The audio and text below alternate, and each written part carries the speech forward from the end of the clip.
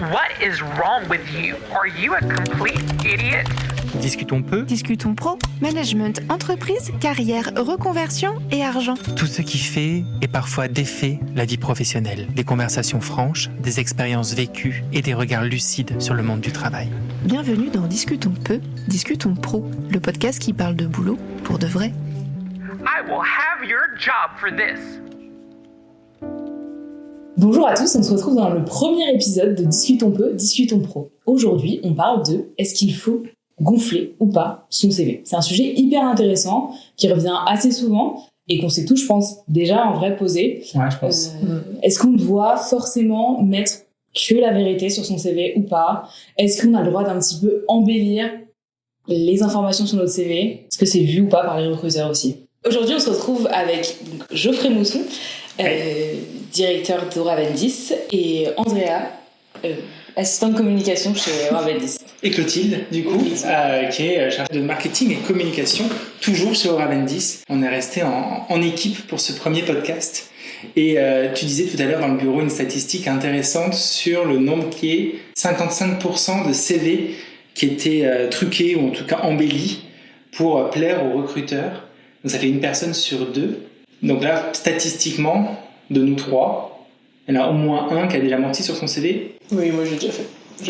Moi aussi, j'avoue que je l'ai déjà fait. Enfin, surtout embellir. Je sais pas si c'est vraiment mentir, mais en tout cas, c'est améliorer la chose. Plutôt utiliser un terme qui va être plus intéressant, plus beau peut-être, pour en vrai le recruteur, quoi. Se dire, par exemple, notamment sur l'anglais, je trouve que par exemple, sur les niveaux d'anglais C1, etc., je trouve que moi, ça me parlait pas énormément, donc j'essayais un peu plus de le détailler et de l'améliorer en mettant des choses même un peu plus personnelles ou autres. Voilà. C'est intéressant ce que tu dis sur l'anglais, parce que c'est quelque chose qu'on voit avec nos apprenants. Souvent, ils mettent débutants, intermédiaires ou experts. Et je trouve que ça parle pas du tout à un recruteur de se dire je suis intermédiaire en anglais. Moi, en tant que recruteur, ce que je veux savoir, c'est dis-moi ce que tu sais faire. Dis-moi anglais, négociation de contrat, rédaction de contrat en droit du travail, rédaction des bulletins de paye. Dis-moi ce que tu sais faire en anglais, plutôt que de me dire j'ai un niveau intermédiaire. Parce que tu peux pas avoir un niveau intermédiaire en tout.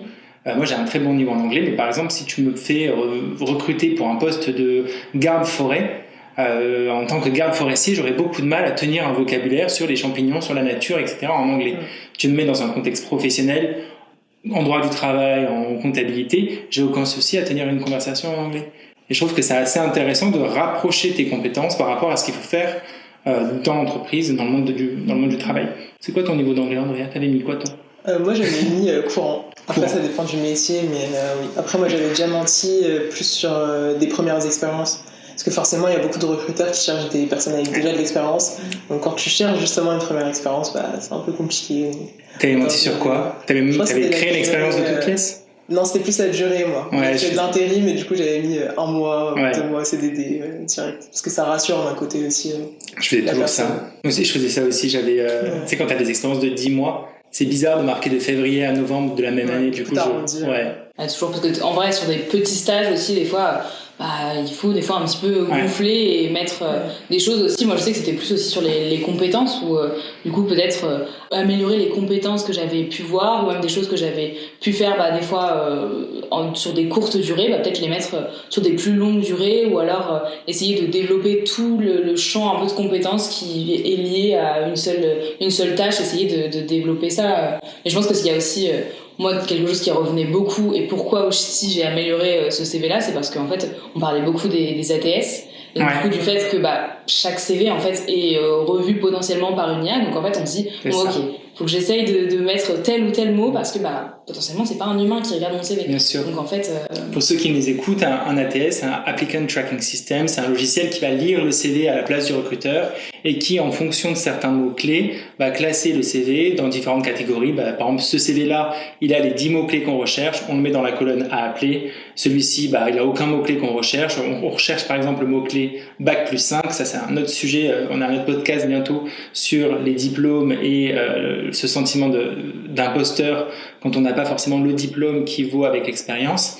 Et c'est vrai que par exemple souvent on recherche quelqu'un qui a un diplôme Bac+5, si l'ATS ne lit pas ce mot, il peut refuser d'emblée le CV alors que peut-être que les compétences sont là. Donc je comprends moi cette volonté Il y a un truc qui est assez intéressant en droit du travail, on appelle ça le dol, donc c'est de la tromperie. C'est justement le fait que si un salarié a menti, ou un salarié ou un employeur, mais c'est plus souvent le salarié, mais bien qu'il y ait des employeurs qui mentent aussi sur le poste, si un salarié a menti pour obtenir le poste qu'il convoite et que l'employeur s'en rend compte, on peut faire une annulation de contrat. C'est-à-dire que le contrat a été annulé, le contrat est nul, donc il n'y a plus de salaire, il n'y a plus de contrat, il n'y a plus rien, c'est comme s'il n'avait jamais existé. Sauf si le salarié arrive à démontrer que cette compétence n'était pas essentielle au poste. Donc typiquement, il a demandé à ce on parlait de l'anglais tout à l'heure, on peut parler d'Excel. Il a demandé à ce qu'il y ait un niveau sur Excel surdimensionné, l'employeur. Le candidat dit qu'il a un niveau surdimensionné. Au bout de 6 mois, au bout de 8 mois dans le poste, l'employeur se rend compte que le salarié ne maîtrise pas Excel. Là, pour le coup, après 6 ou 8 mois, c'est difficile d'intervenir, d'interagir en termes de droit social, parce que si le salarié a maintenu 6 mois dans l'entreprise sans avoir à maîtriser Excel à ce niveau-là, c'est que c'était pas requis pour le poste. Donc il y a un truc assez intéressant, genre, oui, t'as pas le droit de mentir, et à la fois, si tu mens sur quelque chose qui en réalité n'est pas un critère essentiel dans le poste et dans le contrat de travail, on peut pas te sanctionner parce qu'il n'y avait pas vraiment besoin de maîtriser ça. En plus, je trouve que c'est pareil aussi, par exemple, sur Excel. Souvent, je voyais une maîtrise d'Excel complète, mais en fait, ça veut un peu tout et rien dire. Parce que sur Excel, il y a tellement de fonctionnalités différentes. En fait, un Excel qui est utilisé par un gestionnaire de paye ne sera pas du tout la même fonction que quelqu'un, par exemple, en communication marketing. Comment l'utilisation d'Excel, elle sera pas du tout la même. Donc, en fait, ça veut un peu tout et rien dire. Quelqu'un qui maîtrise Excel dans son domaine n'arrivera pas dans un autre domaine à le maîtriser autant. Je pense que c'est là où ça se joue. Vous avez déjà eu un moment où il y a un recruteur qui vous a mis face à vos tromperies, face à vos mensonges, ou qui vous a mis dans une situation où vous ne savez pas comment vous en sortir par rapport à ce que vous avez dit, ou est-ce que votre mensonge a déjà été décelé ? Non, moi ça m'est jamais arrivé, heureusement. Moi sur le niveau d'anglais, avant j'avais un moins bon niveau d'anglais, et c'est vrai qu'une fois ou deux j'avais mis mon niveau d'anglais qui en fait était en soi le niveau vraiment avec les B2, C1, etc. Mais en fait en tant que tel, sur des choses qui étaient plus techniques, etc. C'était un entretien pour faire du service en restauration, et en fait du coup c'était dans une grosse ville donc il fallait pouvoir parler anglais. Et en fait, je me suis retrouvée où on m'a posé des questions en anglais, et sur le moment, j'avais pas encore un niveau assez bon en anglais. Et c'est vrai que ça m'a pris de court, et comme je m'y attendais pas à avoir directement, on passe directement, on switch en anglais, c'est vrai que j'étais pas prête, et on m'avait du coup dit, vous aviez noté quand même, c'est un courant là. Du coup, je dis, effectivement, sur l'anglais qui était, je pense, un peu plus scolaire, en fait, parler de plats, de nourriture, de services, de demandes clients, vraiment avec de la clientèle, en fait, je savais pas faire, parce que j'avais appris, effectivement, j'avais fait de l'histoire en anglais, j'avais fait des choses qui étaient beaucoup plus littéraires et scolaires en anglais, quoi. C'est ça, après, dans des secteurs comme ça, il y a un vocabulaire hyper spécifique que tu n'apprends pas forcément à l'école, il y a des mots jargon, donc... J'avais vu aussi que, du coup, 47% des recruteurs disaient avoir déjà vu un mensonge sur un CV. Ah ouais, ça me choque pas, ça me surprend pas. Après, je pense que tu es quand même capable en tant que recruteur de faire la part des choses entre le mensonge qui nécessite sanction ou pas. Des fois, tu vois un mensonge sur des dates, c'est courant. Sur des trous aussi, c'est assez important de voir comment les personnes justifient leurs trous quand il y a eu un congé maternité, un congé paternité, une absence ou autre, de voir comment est-ce qu'elles justifient leurs trous. Après, ça se rejoint, ça veut dire que les recruteurs sont bien formés, du coup c'est chouette. Mais est-ce que tu élimines un CV parce qu'il y a des embellissements, alors que clairement ici on a tous avoué avoir un jour embelli notre CV? Je sais pas, moi c'est pas quelque chose qui me rebuterait. Ouais, non, effectivement, en fait, moi je pense que c'est là où il faut réussir à trouver la limite, en fait, où un mensonge est acceptable ou non. Et où, comme tu disais, si ça a un frein pour le poste, là ça commence à poser problème. En revanche, si c'est juste de l'embellissement et un changement de mots, c'est vrai que au niveau du vocabulaire, dans tous les cas, on ne parle pas tous aussi de la même manière. Donc c'est vrai que si on a tourné une compétence d'un sens ou d'une autre, en soi, je pense pas, si c'est pas un frein pour le poste, je pense pas que ce soit un problème en soi, quoi.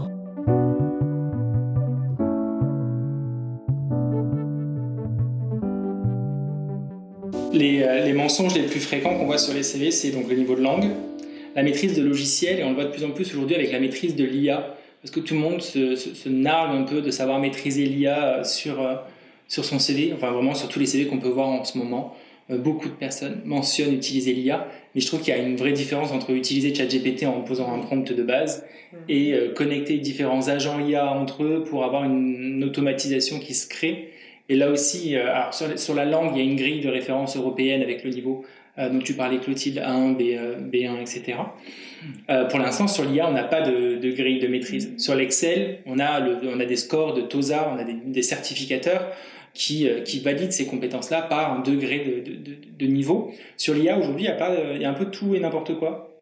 Et je trouve qu'on est encore dans cette période où c'est le moment de bien se former à l'IA aussi. C'est le moment de se former et de mettre en avant ce qu'on sait faire. Je sais pas, je pense qu'on utilise tous l'IA dans notre quotidien à 100%. Oui. Ouais, moi j'utilise assez régulièrement. Après, savoir l'utiliser, aller au-delà du prompt, rien que rédiger correctement un prompt, je sais que par exemple sur un CV, j'aurais pas, je pense, la prétention de me dire, ok, je dis maîtrise totale de l'IA. Je pense que j'ai un peu une maîtrise de l'IA comme un peu tout le monde peut l'avoir en soi, où du coup j'essaye un peu de l'apprivoiser, mais c'est vrai que mettre en relation différents agents ou savoir faire précisément une tâche précise, enfin je le vois notamment quand je peux poser des fois des questions à l'IA, vu la réponse qu'il y a des fois, enfin j'ai pas une réponse que j'attendais, donc c'est que effectivement mon prompt n'a pas été le bon et que j'ai pas forcément fait les choses parfaitement correctement, quoi. C'est ça, et après il y a les IA plus avancées, et puis les IA, comme tu as dit, au quotidien, ChatGPT, Gemini, Claude, Gemini, etc. Après, on se demande aussi, est-ce qu'ils vérifient vraiment toujours les recruteurs les recruteurs, exactement. Est-ce qu'ils vont vérifier les références, appeler les employeurs pour vérifier tout ça? Je sais pas, moi je me dis que s'ils vérifiaient vraiment, on a tous menti, donc il y a certaines choses qui auraient été vues. Un recruteur, légalement, ne peut pas faire une prise de référence sans votre accord écrit. Donc on est obligé d'avoir l'accord du candidat pour dire je me tiens à appeler votre employeur précédent, est-ce que vous m'y autorisez ou pas? Et il y a une autre règle du Code du travail qui dit qu'un employeur précédent ne peut pas porter atteinte à la réintégration dans le monde du travail d'un ancien salarié.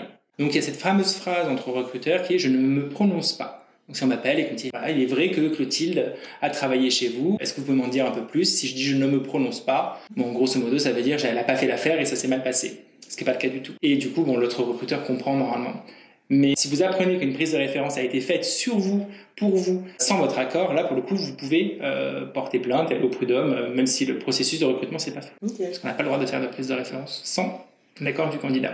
C'est intéressant à savoir, ça. Ouais, c'est intéressant à savoir. Et c'est vrai que ça pose quand même des questions, je trouve, au niveau de la confiance. Parce que du coup, mine de rien, un début de relation professionnelle, c'est un début de relation de confiance. Ok, je te fais confiance, tu me fais confiance, et on commence. Et c'est vrai que, sur ce côté, effectivement, il vaut mieux éviter de mentir sur son CV, ou au moins juste un petit peu l'embellir. Surtout si tu parles de confiance. Ouais, voilà, c'est ça, si on parle de confiance, mais c'est vrai que de l'autre côté aussi, que le recruteur puisse demander éventuellement des références dans le dos, ça pose aussi question par rapport à la confiance. Après, c'est vrai que je trouve qu'on en revient toujours un peu au même point, dans le sens où ça dépend du type de mensonge sur les dates en soi. Je pense qu'un recruteur est incapable de se rappeler est-ce que c'était de février à novembre qu'il a pu avoir Andrea en stage, ou est-ce que c'était pendant un petit peu plus longtemps, un petit peu moins longtemps. Je pense que c'est assez compliqué et je sais pas si les recruteurs vont vraiment aller vérifier exactement dans leur dossier, etc., sur le temps, et je sais pas s'ils ont intérêt aussi à le faire sur ces côtés-là. Après, même au niveau des missions, par exemple, moi je trouve qu'aussi par rapport aux prises de référence, ça pose question dans le sens où, sauf si on arrive à avoir le manager vraiment direct exactement, des fois on peut se retrouver dans une entreprise où on se retrouve avec par exemple la personne qui va s'occuper des ressources humaines, ou quelqu'un qui va être un manager mais pas direct. Donc forcément sur les missions exactes ou sur les compétences qui ont été développées par l'employé dans ce poste-là, c'est très compliqué aussi à vérifier. Mine de rien, c'est l'employé qui faisait ce job-là, donc c'est compliqué à vérifier, quoi. Je rebondis sur le fait qu'il y ait des questions d'égalité. Si un ancien employeur peut dire du mal sur nous, si on postule à un autre poste, c'est qu'il y a des secteurs qui marchent beaucoup au bouche à oreille. Donc il y a certains secteurs, je pense par exemple à l'hôtessariat, dans l'événementiel, etc., où ils se parlent beaucoup entre eux et donc peuvent dire du mal de nous. Donc, est-ce que c'est vraiment respecté, ça? Ah non, c'est pas respecté, mais est-ce que... on n'est pas censé mentir sur son CV non plus, j'ai envie de dire qu'il y a des torts partout. C'est clair. J'ai pas la solution idéale, mais après, c'est vrai que chacun fait ce qu'il peut. Le recruteur, des fois, il galère à recruter aussi, donc ils enjolivent peut-être l'émission. Le candidat, il galère à trouver un poste, donc il va essayer de... Enfin, aujourd'hui, c'est devenu compliqué. Moi, je vois sur LinkedIn le nombre de personnes qui partagent des postes pour les recherches d'alternance, de stage, d'emploi. Ça devient... Certains secteurs commencent à être un peu bouchés. C'est vrai que je pense que ça arrive plus aussi chez les jeunes qui cherchent des premières expériences, d'embellir son CV ou de mentir aussi sur son CV. J'avais l'exemple aussi récemment d'un garçon qui cherchait une alternance. Donc lui, il voulait absolument être chez Decathlon et en fait, on l'avait refusé une première fois. Donc ce qu'il a fait, c'est qu'il a couru le logo Decathlon pour le mettre dans sa candidature et pour prouver qu'il était vraiment motivé sur Strava. Sur Strava, c'est une application. Il a couru toutes les rues de sorte à ce que sur la vue satellite, tu aies l'impression qu'il est fait. Exactement. Voilà. Il y a des gens qui sont déterminés. Oui. Ça se trouve, il a fait à pied, il ne l'a pas dit. Peut-être qu'il a pas fait en courant, tu vois. Performances.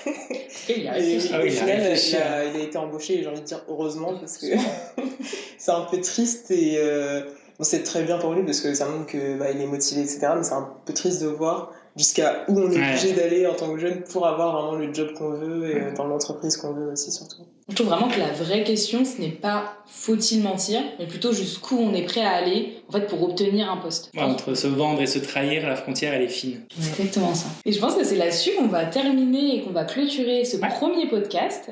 Merci de nous avoir écoutés. On sera avec vous sur plein d'autres sujets. Management, harcèlement, vie au travail, vie professionnelle, reconversion, transition et bien plus encore. Merci. Merci. Merci. Tu as une anecdote ou une expérience à partager sur le monde du travail? Écris-nous à podcast@oravendis.fr et nous serons ravis d'échanger avec toi autour d'un café pour notre prochain podcast.